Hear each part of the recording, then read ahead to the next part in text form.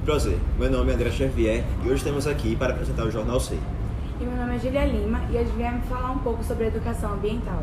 E para falar sobre esse assunto, nós temos uma convidada muito especial. Vamos conhecer um pouco de Jéssica e seu trabalho na ONG Oceânica. Olá, pessoal. É um prazer falar com vocês. O meu nome é Jéssica. Eu trabalho na Oceânica há 10 anos. Sou formada em Ecologia pela Universidade Federal do Rio Grande do Norte. Sou mestre em Desenvolvimento e Meio Ambiente. Estou fazendo um doutorado agora na Ecologia também na mesma universidade. A Oceânica é uma organização da sociedade civil brasileira, uma OSC, que trabalha há 19 anos no litoral do Rio Grande do Norte, com a missão de cuidar da vida no litoral e oceano em toda a sua diversidade. Na Oceânica, eu sempre trabalhei com educação ambiental e com a conservação da biodiversidade. Quando a gente trabalha pela conservação, a gente busca manter as espécies, os ecossistemas, os ambientes, de maneira que elas possam ser utilizadas pelas pessoas, só que de uma forma equilibrada e ordenada. Atualmente, além de trabalhar com educação em comunidades litorâneas, eu trabalho com a conservação de tartarugas marinhas na Praia de Búzios, ali no litoral de Nísia Floresta, Praia de Búzios, Tabatinga e as demais praias adjacentes. Para vocês terem ideia, há poucos anos não se sabia da presença de tartarugas marinhas nessas praias e através do nosso monitoramento e pesquisa a gente conseguiu dados que comprovam que essas praias, em específico a Praia de Búzios, são praias extremamente importantes para a desova dessa espécie que é criticamente ameaçada de extinção. Então, resumidamente, eu trabalho com pesquisa, com educação e com conservação, que são inclusive alguns são nortes de trabalho da Oceânica. E vamos à primeira pergunta. Você sente que as pessoas teriam mais consciência sobre as consequências de suas ações para o meio ambiente se elas tivessem acesso à educação ambiental? Se sim, qual você acha que é a maior dificuldade para as pessoas chegarem a esse assunto? Em primeiro lugar, eu tenho total compreensão de que a educação ela tem esse poder, a educação ambiental, tanto no âmbito formal quanto informal, na verdade, é o conjunto, né? São todos esses aspectos, né? Não é uma aula de educação, não eu acho que sim, uma aula de educação, uma vivência específica, ela pode despertar coisas muito legais, mas uma vida regada de educação formal e informal, né, através tanto da escola quanto da arte, quanto do contato com pessoas mais velhas, com a diversidade sociocultural, eu acho que tudo isso junto transforma pessoas. Eu sinto que é como se a gente tivesse um conhecimento dentro de um papel todo dobradinho. E toda vez que a gente tem acesso à educação ambiental, dessas formas, multidisciplinar, transdisciplinar, no âmbito formal e informal, a gente é como se desdobrasse esse papelzinho e desdobrasse mais uma vez com outra atividade, e assim a gente vai desdobrando até o momento em que a gente começa a ler as mensagens que estão dentro desse papel. Então, eu acredito sim, demais, que a educação pode transformar a consciência das pessoas, a consciência de onde elas estão, a consciência do seu papel, da sua integração com a natureza e da sua responsabilidade, né, como cidadão. E eu acredito muito que isso vem das vivências na própria natureza. Então, assim, a gente tem a informação através dos livros, através dos artigos científicos, né, através da ciência, que traz aí tanta coisa boa para a gente, tanto conhecimento maravilhoso. E a gente também tem aquele momento que a gente bota o pé na areia, que a gente dá um mergulho no mar e leva um caldo, que a gente vai tomar um banho de rio, que a gente vai plantar uma árvore com um amigo, que a gente vai fazer uma hortinha, ou vai plantar uma sementinha, ou vai cuidar de um animal, ou vai ver os animais numa unidade de conservação, em um parque, ou vai andar de bicicleta, sentir o ar, perceber os pássaros, perceber o pôr do sol. Tudo isso são momentos em que nós podemos acessar, podemos, digamos que, nos sensibilizar, perceber que a gente faz parte desse sistema, um sistema chamado Terra. A gente não está desconectado, a gente está totalmente conectado nesse sistema, e ele por si só está totalmente conectado, todas as pecinhas. E a gente vai percebendo isso através desses dois pontos, né? As informações que vêm chegando através das aulas, através dos livros, através da ciência, através da arte, através das conversas com os mais velhos, com pessoas diferentes, como também através das nossas próprias vivências. Então, sim, isso pode transformar pessoas e fazer com que elas tenham mais consciência, sim, sem dúvida, dos seus atos e das suas escolhas. E sobre dificuldades, eu acho que isso vai variar muito de idade para idade e de história de pessoas, então não dá para generalizar aqui. Mas eu senti em alguns momentos que as crianças, assim, elas têm uma abertura muito maravilhosa para trabalhar com e na natureza, né? Porque eu acho que elas estão mais ligadas a um aspecto muito bonito da gente, que é um aspecto mais selvagem. E esse selvagem eu falo com muito respeito, não é uma palavra pejorativa, muito pelo contrário. Então, eu acho que elas têm um coração mais aberto para aprender, para viver, para pegar, sabe? Para tocar, para criar. Isso é muito legal nas crianças, né? Mas dependendo de como elas estão vivendo a educação, às vezes elas estão vivendo em um ambiente tão fechado, tão castrador, que elas têm muita energia dentro de uma sala de aula, por exemplo, que não necessariamente poderia ser outros lugares para a gente trabalhar, outros territórios educativos para a gente trabalhar com as crianças que não só a sala de aula, e aí eles ficam com elas ficam com muita energia e fica um pouco mais difícil de trabalhar. Então, tem esse aspecto positivo e o mais difícil. Eu acho que os jovens, como vocês, são incríveis, né? Eu acho que é o grande lance, assim, porque vocês estão conectados a uma parte da infância, que é essa parte do coração aberto, do descobrir, mas vocês já estão colorindo o nosso mundo com a cor de vocês. Isso é muito legal. Então, vocês têm a capacidade de comunicar, vocês têm a capacidade de transformar, e vocês têm muito tempo para transformar o mundo com a linguagem de vocês. Então, eu acho que é muito bacana. E a dificuldade de trabalhar com a faixa etária de vocês, o que eu tive experiência foi mais no sentido de que, às vezes, não há interesse, né? Às vezes, o interesse está muito mais ligado a questões da fase de vocês mesmo, né?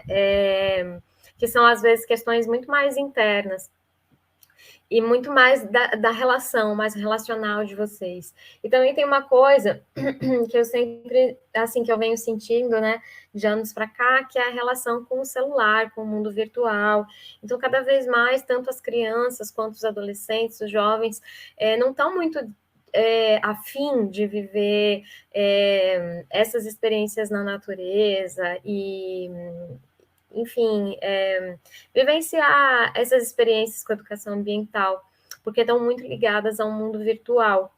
E eu acho que eu não tenho nada contra o mundo virtual, estou dentro dele também, né? Estamos aqui, mas é preciso sair dessa caixinha e vir para o mundo real. Então, eu acho que isso é o desafio. Eu não vou dizer que é uma dificuldade, mas é o desafio de trabalhar com jovens. Adultos já tem uma coisa, às vezes, de estar um pouco com um pouco mais de dificuldade, mais resistência de mudar de hábitos, de refletir sobre aqueles hábitos, mas isso não quer dizer que as pessoas não vão fazer isso. Talvez seja simplesmente uma dificuldade, um desafio, né? É isso. Tá bom. O que você acha sobre desmatar o meio ambiente em relação aos avanços econômicos? Você acha que deve se priorizar a economia em vez do ambiente? Claro que não vale a pena, né? Porque a gente está justamente acabando com a fonte da própria economia, né? Então é um ato extremamente não inteligente, né?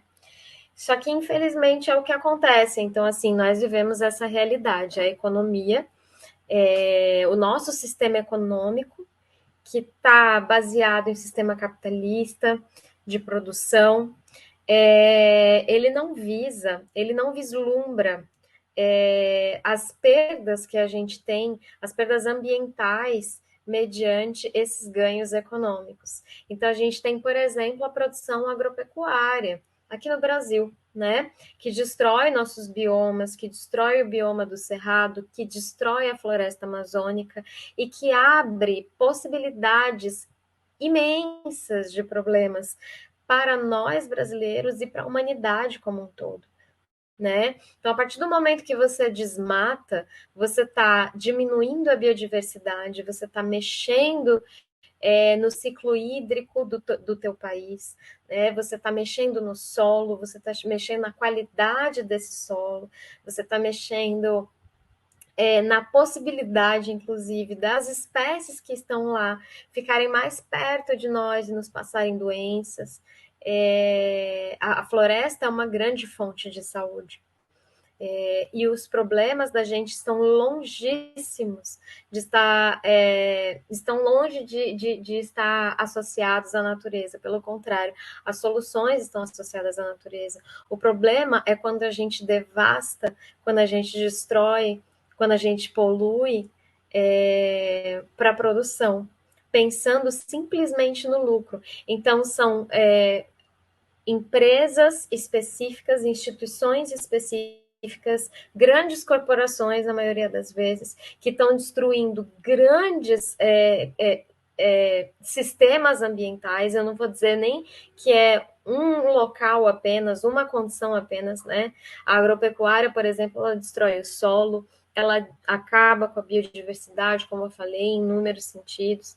Ela pode, inclusive, né, estar ligada a outros tipos de destruição, como a mineração, o garimpo. As queimadas estão muito ligadas também à agropecuária, à produção agropecuária. E quando eu digo produção agropecuária, é a produção em commodities. Então, vocês podem estudar um pouco mais sobre isso. É uma coisa muito bacana para a gente pensar que tipo de alimento que a gente quer comer, que tipo de alimento que a gente quer consumir, que é legal. E como a gente precisa chamar a atenção dessas empresas e falar, empresas, JBS, né?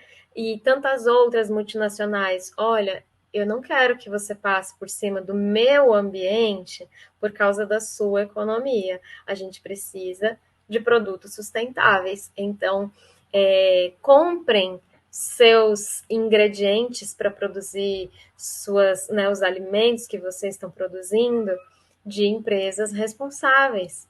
E é assim que a gente começa a fazer com que essas empresas elas mudem um pouquinho a chave delas, é através de nós como consumidores.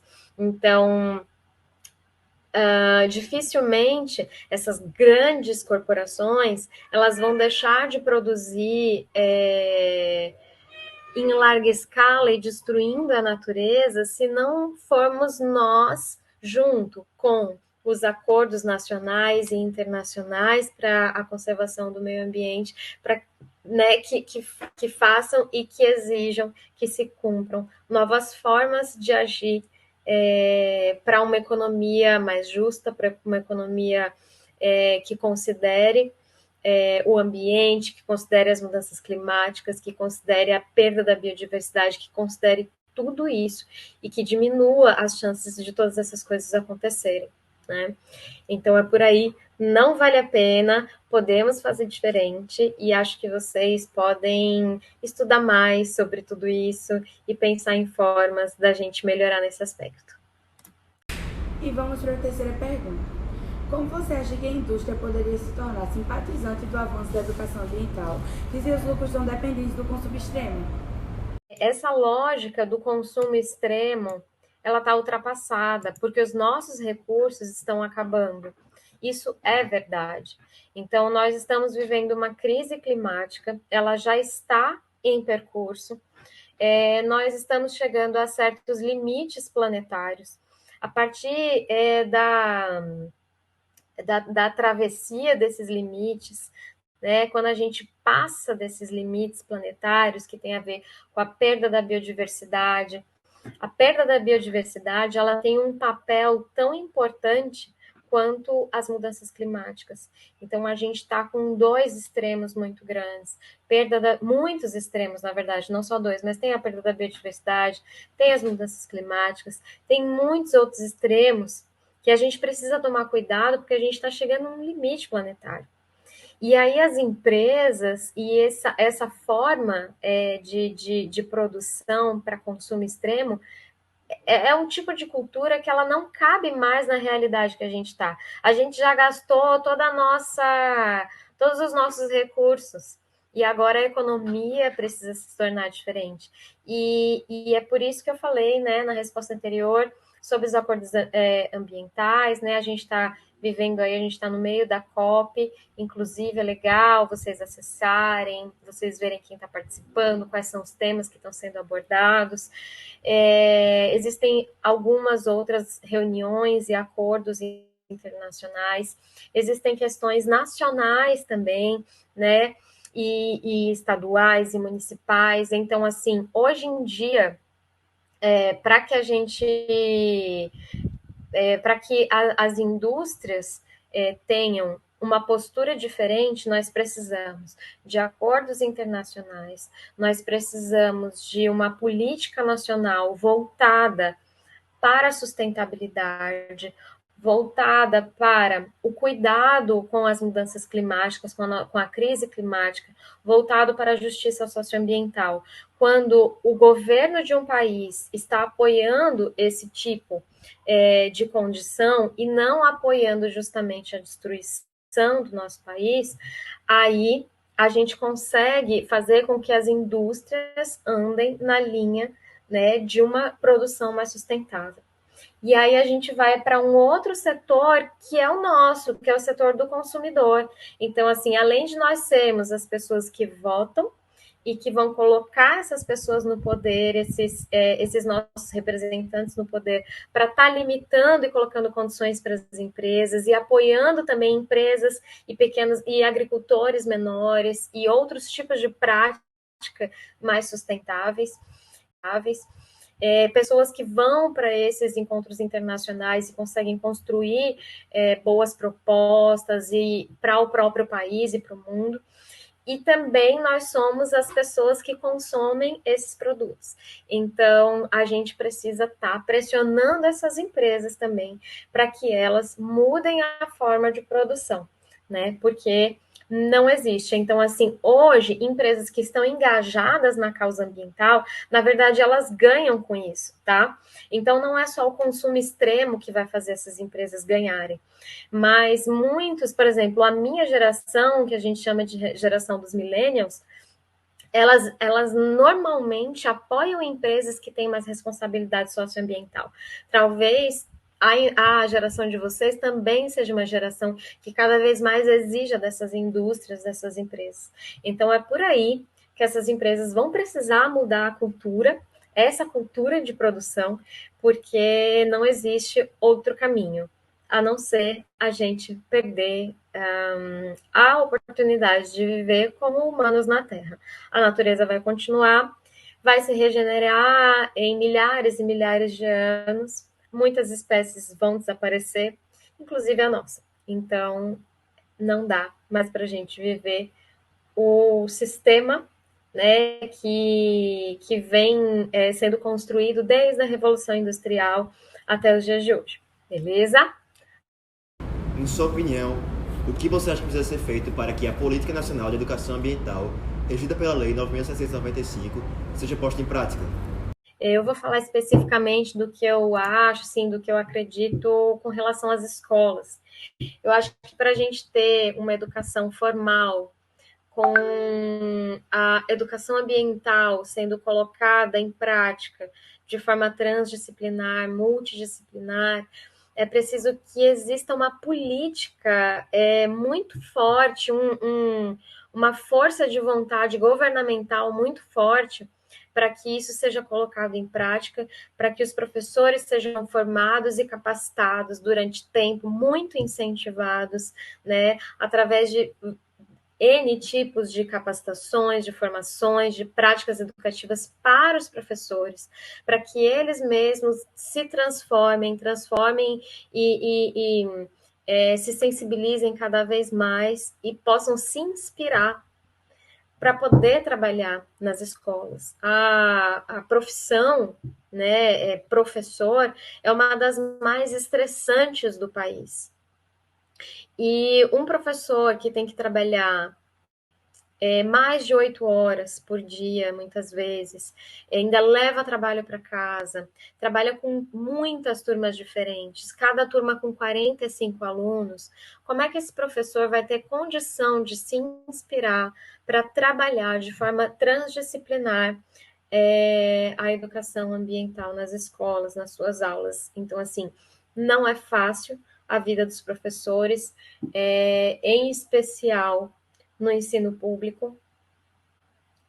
Existem muitas dificuldades nesse meio, então eu acredito que a gente precisa partir dessa base, com muito amor, com muito respeito e com muita dedicação aos profissionais, professores. Eu acho que isso é a grande base. Rubem Alves fala isso, inclusive, né, que para a gente transformar as ações educativas, a gente precisa transformar a partir do sentir do professor. Então, eu acredito que a partir daí, a gente precisa ter qualidade de vida e de trabalho para esses professores, a gente precisa ter sensibilização e estímulo, muito estímulo, e esse estímulo precisa vir do governo, certo? É isso. Obrigada, um beijo, bons trabalhos, e qualquer coisa eu tô por aqui, tá bom? Valeu, galera! Agradecemos a nossa convidada Jéssica e também a você pela sua audiência. Obrigada e até logo.